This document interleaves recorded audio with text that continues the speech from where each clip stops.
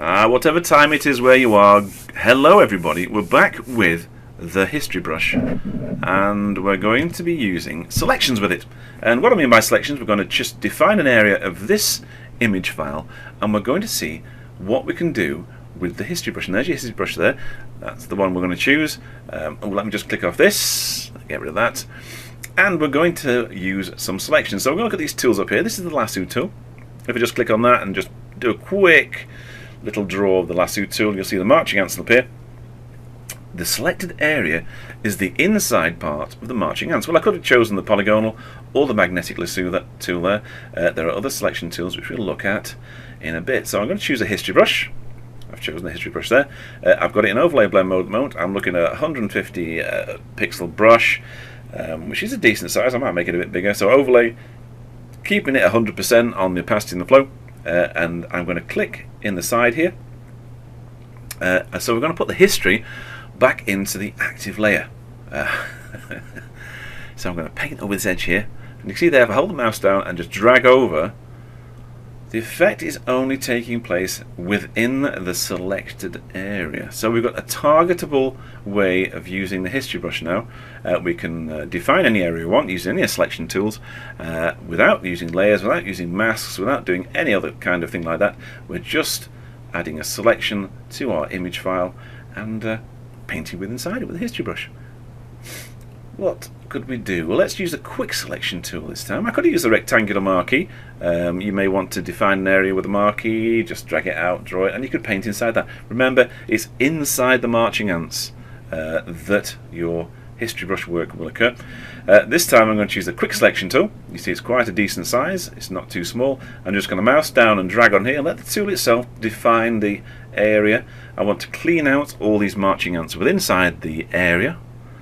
Let's just finish that off there and do that down the bottom there. So we have a defined area which I can apply some history brush into. And this time it's overlay 100%. I'm going to change the blend mode this time to a multiply. Let's just go to multiply. So I'm going to multiply the value of the pixels. I'm going to choose it in the, put the history brush next to it there. So the history brush is going inside the quick selection area, so the blue area.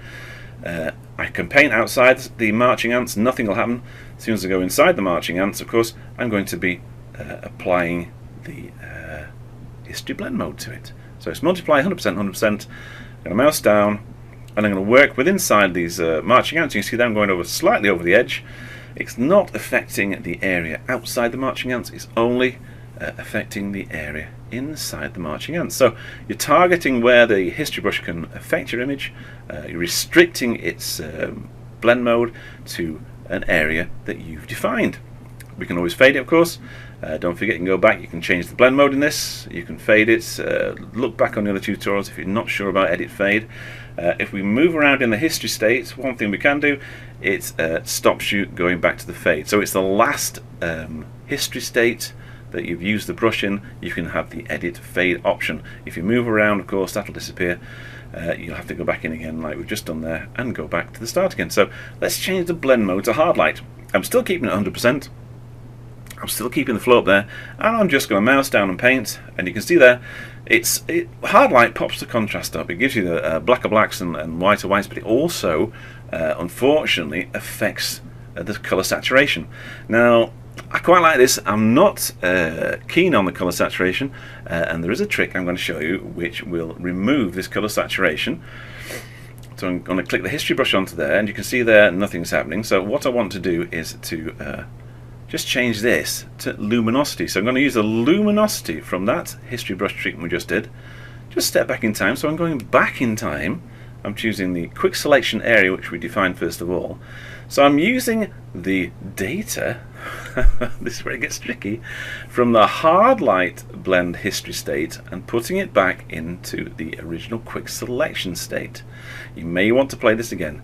And what it's doing, it's taking the luminosity values from that history state we did, which increased the saturation, but it's not bringing the saturation back in, it's just adding the luminosity value. So it can go up and down. We can actually go backwards in time. You will become a Time Lord, my young Padwans, by going backwards and forwards in time using this. So we use the selection tools, which are all over here. we defined an area where we could apply our history brush. We looked again at the fade history brush options in there. Look back at the other tutorials if you're not sure about that. We are now going up and down, backwards and forwards inside our history, applying different sorts of blend modes to things we've done. And as I always say to you, you've got to start experimenting. It's a non-destructive way of doing things. Don't forget, at the top of the history state, you've always got your original file. So we've used a multiply blend mode, then use that multiply blend mode in a luminosity state to pop the contrast. It's great.